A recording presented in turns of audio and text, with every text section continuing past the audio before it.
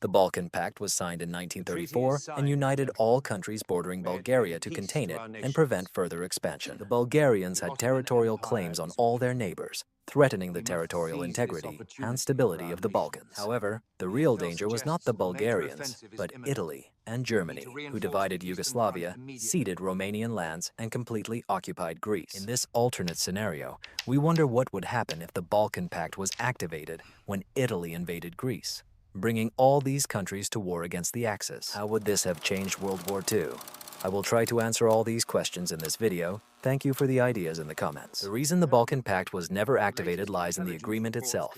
Member countries would only defend each other in case of an invasion from another Balkan country, namely Bulgaria or Albania. The problem was that Italy also controlled small parts of the Balkans and later annexed Albania, so it could be argued that this point should be valid in the event of an Italian attack. An interesting point is that all participants of the Balkan Pact renounced territorial claims against each other to focus on containing Bulgaria. This meant that Greece and Turkey had finally found common ground after centuries of conflict, largely due to the threat from Bulgaria. To defeat one enemy, it is necessary to reconcile with an old one. Another reason the pact was not activated after the invasion of Greece is a situation akin to the Little Entente involving Slovakia, when Romania and Yugoslavia did not support their ally. In this alternative history, we can change the document to also include opposition from Italy, not just Bulgaria and Albania.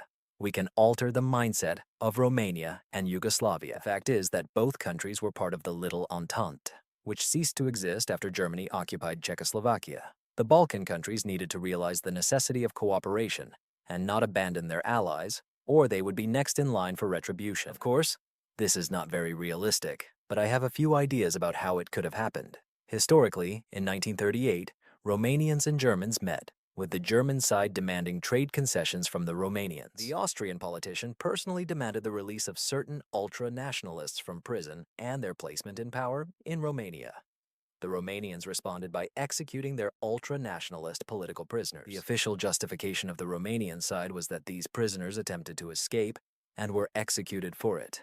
However, we will never know the whole truth. It is known that Romania was somewhat hostile towards Germany, but despite the execution of Germany's supporters, the two countries continued to trade as if nothing had happened. When Germany showed interest in Romanian oil, it was willing to temporarily overlook the situation in Yugoslavia.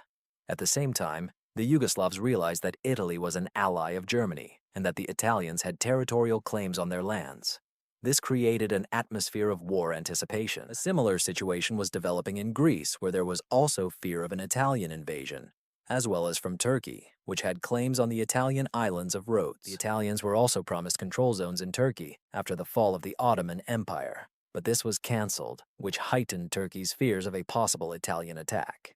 Thus, all members of the Balkan Pact had serious reasons to oppose the Axis. They had common enemies, but unfortunately, they did not realize their potential and could not unite, as all countries except Turkey had something to lose. If they had united, they could have significantly undermined Germany and Italy's plans in the Balkans. Now, it is clear why this pact was not activated in history, but what if it had worked? The fact is that the Balkan Pact was originally conceived against Bulgaria in 1938. However, everything changed with the signing of the Salonika Agreement, which allowed Bulgaria to remilitarize its armed forces. The Bulgarian army was limited to only 30,000 soldiers by the Nuremberg Treaty, and it was reported that Bulgaria was the only former member of the Central Powers to face such restrictions, unlike Austria, Germany, and Hungary. After the Salonika Agreement, Bulgaria was no longer perceived as a threat to the Balkan Pact, as other countries understood that Bulgaria could not win a possible Third Balkan War. Therefore, they decided to work with Bulgaria in 1938, rather than push it away from the Axis. Historically, even France and Britain advised the Balkan Pact to consider cooperation with Bulgaria instead of excluding it. I mention all this because I consider it quite likely that Bulgaria could become a member of the Balkan Pact, which would allow all participating countries to focus on the Axis powers and recognize it as the main threat to peace and territorial integrity in the Balkans. During the interwar period, Bulgaria was in true chaos, but I want to focus on the coup of 1934. When a military dictatorship was briefly established, suppressing all political opposition and imposing harsh fines and prison sentences on those attempting to create a political party challenging the dictatorship. Boris III, with the help of officers from the Royal Military Union, managed to overthrow the then Bulgarian dictator Kimon Georgiev This event is significant as it effectively restored control over the country. If this had not succeeded, Bulgaria would likely have been occupied by the Balkan Pact, which was a real possibility. The fact is that Boris III managed to reform Bulgaria and appointed peace-loving ministers, which even allowed for the signing of the Salonika Agreement. However, this could have gone further, allowing Bulgaria to join the Balkan Pact. Here's how. In 1934, the Tarnovo Constitution was abolished, but Boris III restored it. After the resignation of Kimonogora, the Tunal Constitution was written, and this building became the place of its creation. At that time, it was considered one of the most progressive liberal constitutions in the world, as it was modeled after the Belgian Constitution of 1818. After this, Boris II was able to show the Balkan countries that Bulgaria was peaceful.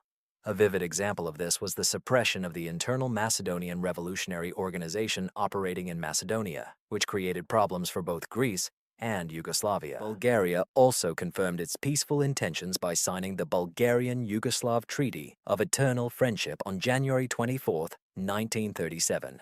This convinced the Balkan countries to change their position. Most importantly, although unconfirmed, in November 1936, the chiefs of staff of 4 Balkan states signed a draft military alliance, which was to include Bulgaria as an integral part of the Balkan Pact. However, Bulgaria was never accepted due to the outbreak of World War II, when Greece and Yugoslavia were attacked and Romania's territory was divided, becoming nationalist and uniting with Germany. In this alternative historical scenario, I suggest that Bulgaria would have joined the Balkan Pact in early 1937. The Balkan Pact would then focus on the Axis and become paranoid about an invasion from the Axis when Czechoslovakia ceased to exist. All participating countries would agree that they must defend each other at any cost to avoid the fate of Czechoslovakia, realizing that the West is unable to save them. The Mutual Defense Agreement of the Balkan Pact would be amended to take effect in the event of an invasion by Germany, Italy, or Hungary into any of the member countries. Thus, the pact would indeed participate in World War II when Italy invaded Albania on April 7,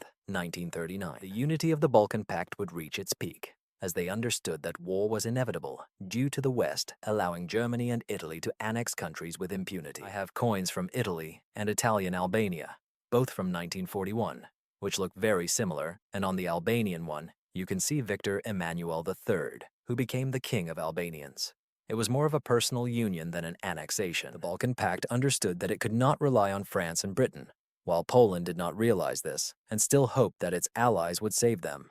Unfortunately, this was a great delusion, and Poland was divided, ceasing to exist. World War II began just as it did in our history, but Romania did not supply oil to the Germans and other Axis members, which heightened tensions between the two sides. Nevertheless, I expect that Operation V will end in the same way, and I see no reason why the union of the Balkan Pact should prevent the fall of France. Germany was still striving to dominate the continent, and if it decided to strengthen its position in the Balkans, it could lead to new conflicts. To capture this territory, the attackers would have to use force, which is different from our history. Romania historically joined the Axis voluntarily, and its lands were transferred, while Bulgaria also joined the Axis to avoid invasion.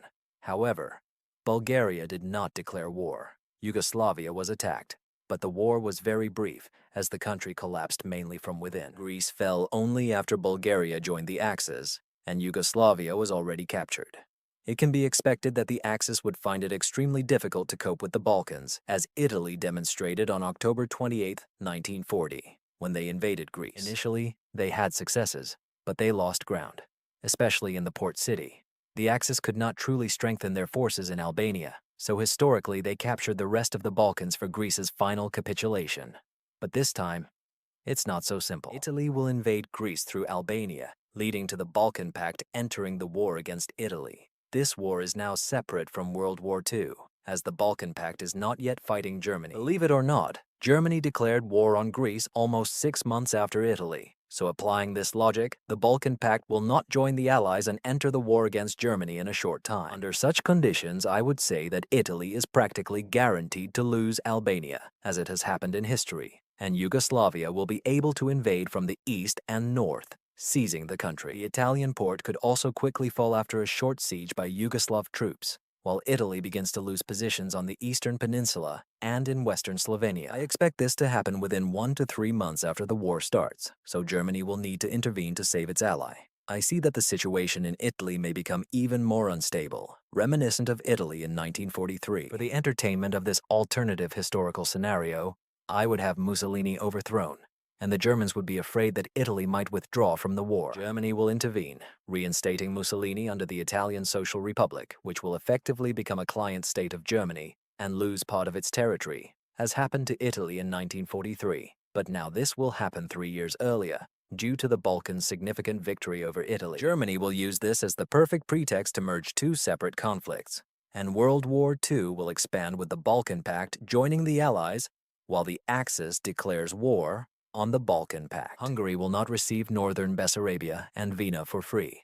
They will have to fight for it, which will further strain the Axis resources. I don't think it's a crazy idea to consider that the Balkan Pact might give up part of the territory to focus mainly on defense. I believe that British reinforcements are quite justified, and Romania and Yugoslavia could retreat to more secure positions behind the rivers and hold the mountain ridges. Thus, most of Transylvania would be surrendered, but the rest of Romania would turn into a fortress, as German tanks would be less effective crossing the Carpathians. The Balkan region truly has the potential to resist the Germans and not fall if it weren't for the Croats who would start a civil war in Yugoslavia. This would create a significant breach on the front, allowing the Balkan Pact troops to throw reserves into this area, resulting in their defense being weakened on other fronts. The British fleet would be present and assist in some operations, but not many British soldiers would fight on the side of the Balkans. The reason is that Italy and North Africa historically attracted the attention of the Germans, and Erwin Rommel, showcasing his abilities, achieved some successes, but could not capture the Suez Canal. This time, I suppose Erwin Rommel would be sent to the Balkans, while the Axis was actually leaving Africa, as Germany had no reason to hold on to Libya. Firstly, it was Italian territory, and Germany didn't care much about it, and secondly, Britain could supply the region better, while the Germans and Italians had to cross the Mediterranean Sea, which was controlled by the Royal Navy. I suppose that the German command would realize that they could not win on the African front and must abandon it, no matter how painful it might be. British troops could be deployed to the Balkans, but in reality, their group would be quite small, as they would be aware of the situation. Remember that Britain was forced to retreat from Dunkirk less than a year before this, so investing too much effort in the Balkans while they were suffering defeats would be unwise. Britain would seek to avoid a second Dunkirk. I truly believe that the British could have held the rest of the Balkans if they had sent their full forces, but due to the humiliation of Dunkirk, they would not take the risk. Thus, the Balkan countries would largely be left alone, fighting against foreign invaders. The Balkan Pact would have the advantage of the terrain, as the Balkans are mostly mountainous, which would slow down the German advance, but not stop it. I assume that Yugoslavia will lose Belgrade, which will force it to surrender quite soon to avoid further destruction, allowing its allies to take advantage of the situation. Romania would also find itself in an unfavorable position, losing Transylvania, and with the fall of Yugoslavia, German tanks would soon be in Bucharest. Before capitulation, the Romanians sabotaged their oil fields to prevent capture by the Germans and began dismantling their military equipment factories, transferring supplies to the Allies. But the Romanian front would have been lost, leading Bulgaria to concentrate its forces on the Danube and try to hold back the Germans. The year was 1941. And Germany had already lost all of Africa and was slowly advancing in the Balkans. I see that the spring offensive will be a huge success. They will cross the Danube River and capture major cities in nearby Bulgaria, which will provoke a new coup from Zeno, as I mentioned earlier, in 1934. Remember that although Yugoslavia, Bulgaria, and Romania were burning, their monarchs and supporters would flee and create governments in exile. Thus, the puppet governments that Germany is likely to establish in this region will lack legitimacy, as the world will recognize monarchical governments. Germany will likely insist on the capture of Thrace and Macedonia, where Metaxas's line will be defended. Greece will likely be able to retain its main territory by occupying at least half of Albania. As for Turkey, it will occupy neighboring Bulgarian lands and use the Stranja Mountains as natural defense in the north and the Maritsa River in the west, while the south and east will be protected by the ocean.